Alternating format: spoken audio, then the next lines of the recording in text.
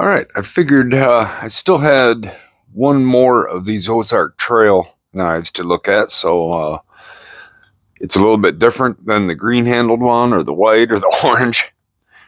Their description: 3-inch stainless steel blade with satin finish, 4-inch anodized aluminum handle, safety liner lock with a pocket clip. This says 7-inch folding knife. So let's take a look. We'll see if this one's much different than the others or what's going on.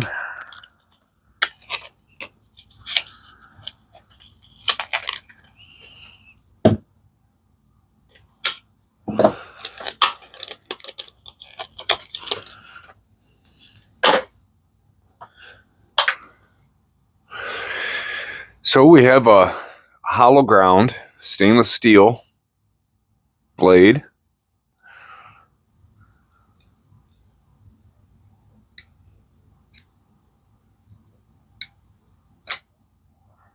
The action seems a little bit stiff. We have this lock, or this up here.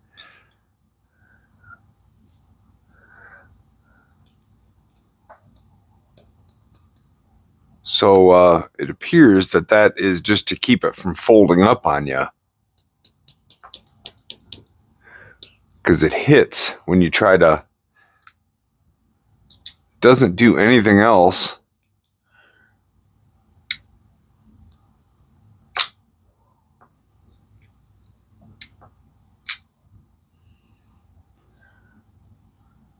Huh. Yeah, I thought maybe that would be a slide, maybe to somehow engage the liner lock or something. But it's a lock to keep the knife from folding up on your hands. But it can fold this far, so I don't know if your fingers here, it's not going to stop it. The crazy engineering of a $5 knife. So actually, the aluminum handle is kind of nice looking. It's a nice color blue. There is some spring tension here. Let's disengage that super awesome lock. There is some spring tension, like this is an assisted opener or something. Huh. Maybe that's what it's for. Maybe I'm just being stupid. So it appears that this is an assisted opener. This isn't a lock to keep it open. It's a lock to keep it from opening in your pocket. That makes a heck of a lot more sense. So you can lock the knife closed right now. Can't open it with either the thumb stud or the flipper. And then this knurled piece, you slide back with the, not gritty at all, boy. That you slide that back out of the way, and then she'll open up. It's got the start of an edge. Let's see.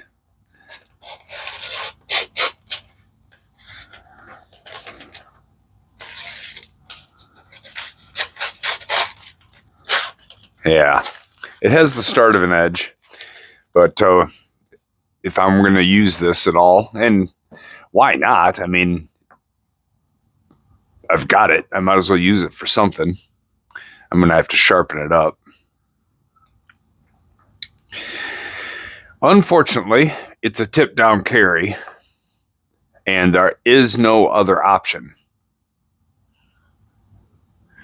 Tip down, right side carry, or nothing. Look at the build. Look how tall that is. Good grief. This is a car scratching monster right here. And then, let's see if I put that under it, maybe you can see it better. It is a fairly deep pocket clip with some decent room under it, but look at the size of those screws. There's hardly any room between the pocket clip and the top of those screws. So this is going to, if you do get this to clip over your jeans pocket, it's not going to want to come out again. You know, the handle feels fine, but there's not a whole lot of grip on it. So I can imagine if you were to buy this for everyday carry, this is going to become a real pain in the butt. Possibly you could get some flusher fit screws, but those things, look at that. That's nuts. And then the size of that, if you were everyday carrying this thing, that is going to get caught on something. This clip is going to get bent out, be trashed. Centering, not so good. It's off to the clip side quite a bit, but it isn't rubbing. It isn't rubbing. There's spring tension. The tension starts right about here at 90 degrees. And then it's still pulling. Now it's starting to let up. And it pulls it in. Jeez. I would say access to the thumb stud is okay, but not great. Flipper works a little bit better. So let's might as well do the whole spiel on this. See how much she weighs. 3.5 ounces for a 3-inch blade. Those aluminum handles are a little bit heavier. It doesn't have a bad weight to it. And when it's open, honestly, this handle is really comfortable. It's contoured. And even with this crazy beak right here, it kind of falls in between your fingers, at least mine. So I could use this. I could really do some hefty cutting with this without developing a hot spot. Now, I don't think that this blade is going to hold up to much heavy cutting before it loses its edge. These two knives that I tested, I tested a version of each one of these to failure, and one's D2 and the other's stainless, and I'm sure that the stainless that's in this one is probably the same stainless as in this one, and it was very soft. Did not hold an edge well. But they're $5. So looking at 110 thousandths on the thickness, so that's not bad. At least it's not super thick. And with the hollow grind, we're probably looking at a decently thin edge once it's sharpened.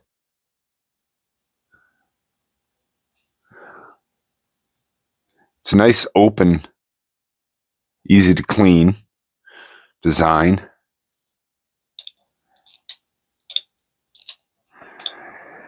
This little lock does have fairly positive movement. It's gritty. It's very gritty to move. But it once it grinds itself into place, it does stay. And it's not loose. It's not, there's nothing loose or shaky on this knife. It feels very solid. There's no side-to-side play, which is awesome. There's no lock play, no side-to-side. The action, as far as that's concerned, on this knife, the action feels better than any of the 4 Ozark Trail knives that I've reviewed so far. The one with the green handle that I reviewed earlier, that one's actually sharpened up and riding in my car door, just for who knows what. You know, that knife is going to see whatever knife's in the car door is going to see moisture. It's going to see varying temps. I don't want anything expensive in there bouncing around in the little car door pocket. So I put that one in there because out of all of those Ozark Trail knives, one of these two, probably this orange one, would be the one that I'd be most likely to use on a day-to-day basis, even though I don't trust the metallurgy, the heat treat and metallurgy of the lock pins or anything. So, but I don't really think I'm going to throw those in the car door. Probably be between this one and the green handled one. I'm going to have to get the green handled one out of the car after I clean all the snow off the car this morning and take a look and see which one I like best. In the meantime, this knife is pretty much useless until we get some sort of edge. So I'm not going to go and run the wicked edge on something like this. It's just not worth it. I could take all that time and this isn't going to hold the edge. So I'm going to go get the work sharp and just use the blade grinder attachment. And maybe I'll show you guys. I'll go through that. I just got the work sharp Ken Onion Mark II fairly recently. And so I'm still kind of practicing with it. And maybe we'll just go and we'll put a decent working edge. I'm not looking for a polished edge on this thing, but it does need to cut when I need it to cut. Even a cheap knife, if it can't cut, then just get rid of it. Unless it's a collector's edition or some rare thing, sharpen it up if you need to use it. Otherwise, just get rid of it. But yeah, let me grab the work sharp. We'll just go through that real quick and sharpen this thing up to a reasonably sharp edge, and then we'll call it a day. Be right back. Okay, we should be set up now. Pretty decent.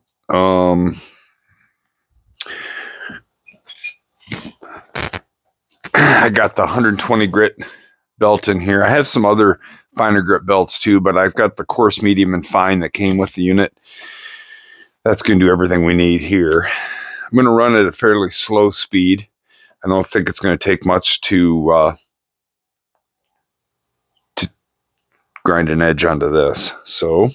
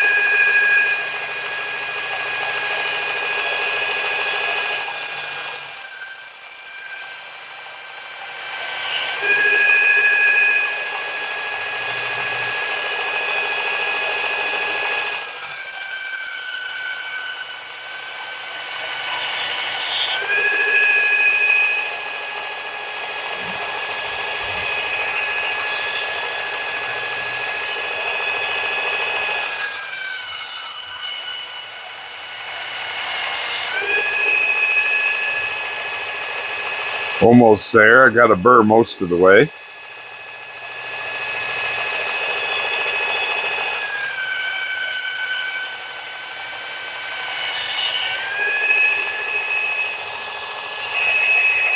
All right, I got a burr the whole way. I have this set on about 18 degrees per side.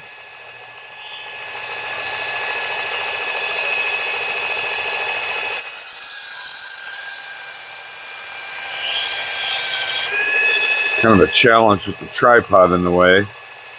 I'm envious of some of the channels that have a nice camera mount overhead.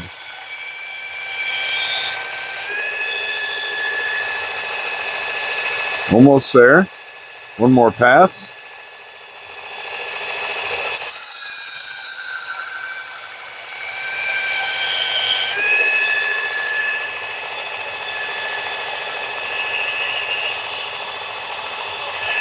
I've got a burr the whole way. I'm gonna make one more pass on this other side.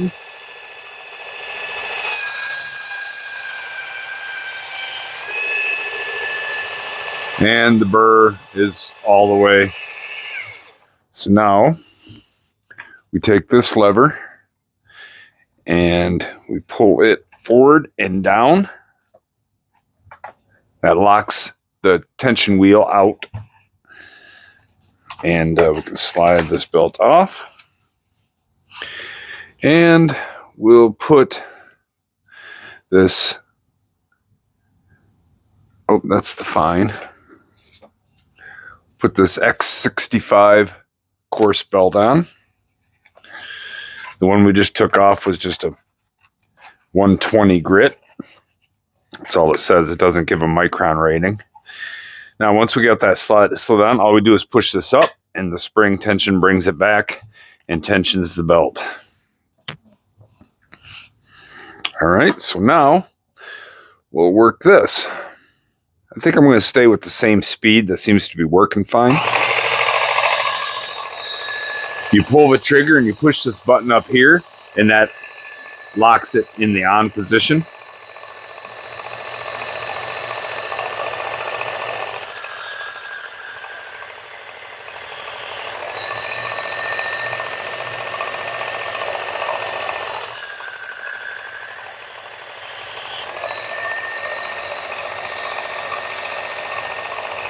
I put this towel down because it's one thing that you need to know about this is it will put kind of like a fine dust or grit wherever you're using it.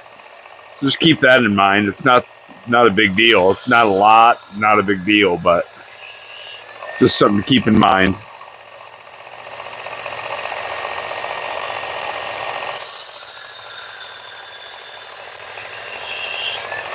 Now the work sharp unit, when you sharpen up here, you can see that this is flexible. So it will convex your edge a little bit.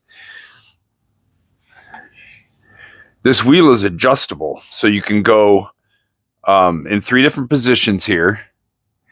And this position up here will give you the least amount of convexing. And the position here will give you the most amount of convexing because it moves these apart and allows that to flex more. I just have it in the middle position. Like I said, I'm just kind of getting used to this right now. And so just kind of trying to see what kind of edges I can get. Honestly, I will probably move this wheel all the way up to give me the least amount of convexing. But we'll see. It's I have a burr all the way. I'm going to do one more stroke on this side, and then we'll make sure that the burr is fully transferred and go to another belt.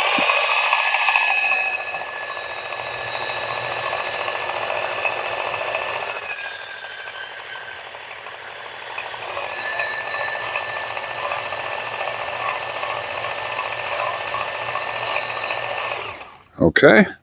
Again, we're going to pull that tension forward and down.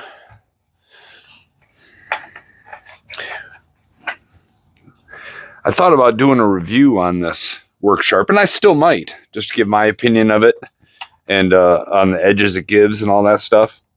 But, you know, like a lot of the knives I do, I'll give a general out-of-the-box impression first and kind of specs and all that kind of stuff. But I really want to have some time with the knives before I can give an actual informed overall opinion, you know, put them in my pocket. And that's kind of what I'm thinking with this. And I need to get some more time with it. But both this attachment and with the guided. I used the guided already on my kitchen knives, and it worked pretty good. But again, I just need a little more time with it. We'll get there.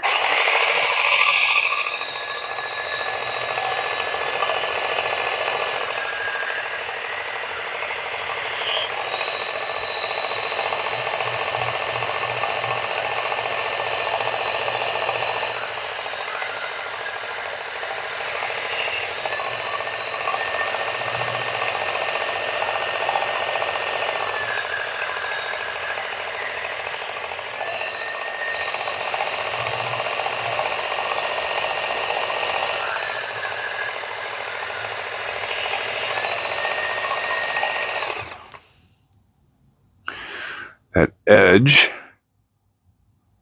is starting to look really good. I got a heck of a burr over here. So that's one other thing that I have found on this is the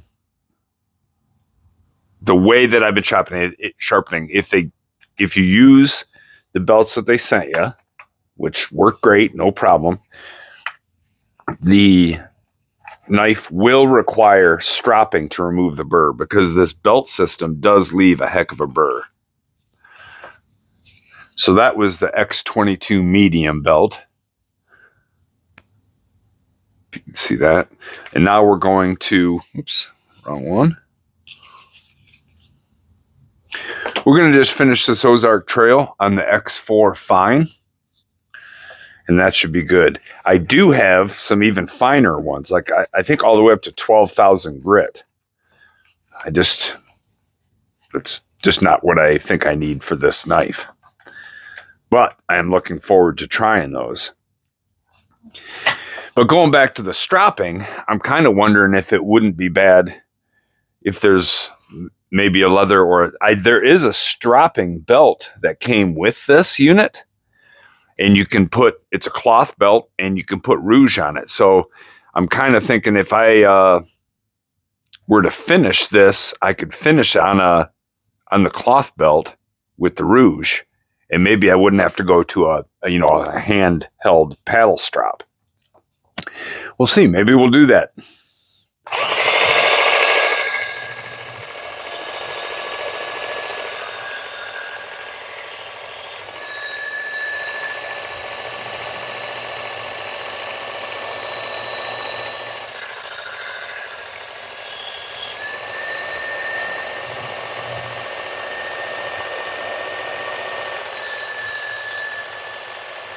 Going real light pressure. Just trying to finish it off.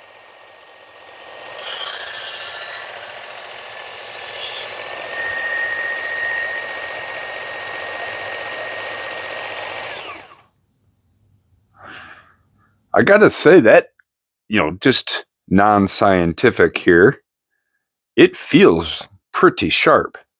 I'm gonna just run over here where I have the other belts, and I'm kind of curious now.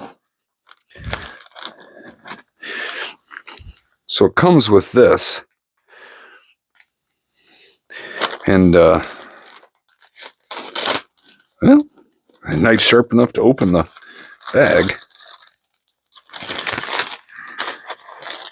I think I'm going to keep the bag though to keep the stropping belt in there.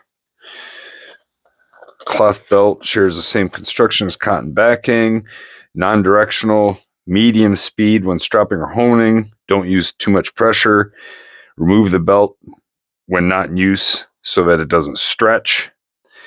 The belt is ultrafine, non-abrasive, and it has green honing compound. So let's give it a try. Try the stropping belt that I've never used on a $5 Ozark Trail knife. Yeah, you've got to love this content, I'm sure. What the heck, though? I'm just having fun.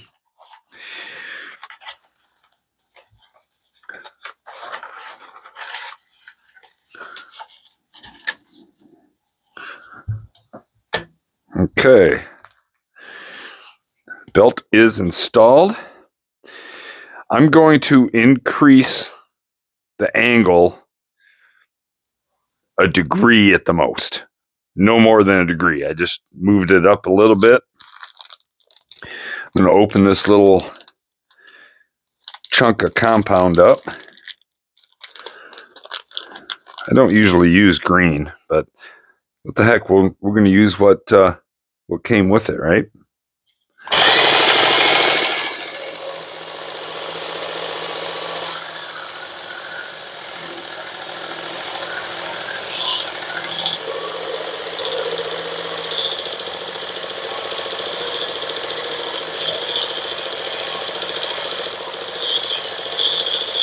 Compound's fairly hard, But I can definitely tell it's getting on there.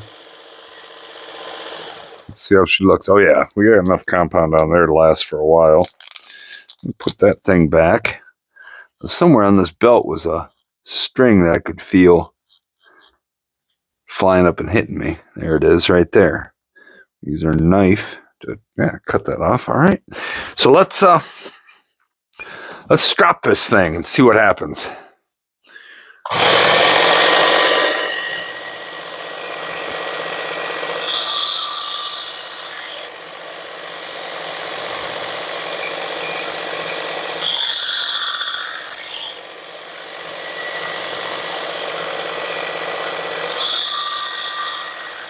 I am going very light.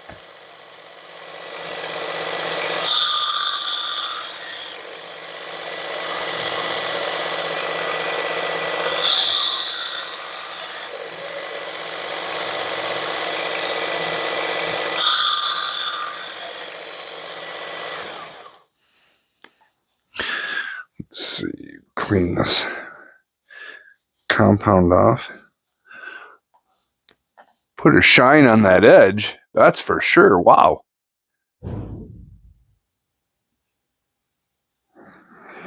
I gotta say, that did a heck of a good job. That did a heck of a job. Fast.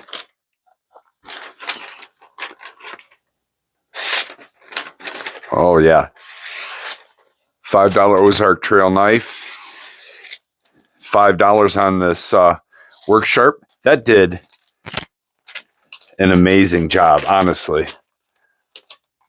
So fast. Oh, then I mess it up. Look at that. It's effortless. Effortless. Don't expect it to hold the edge very long, but what the heck?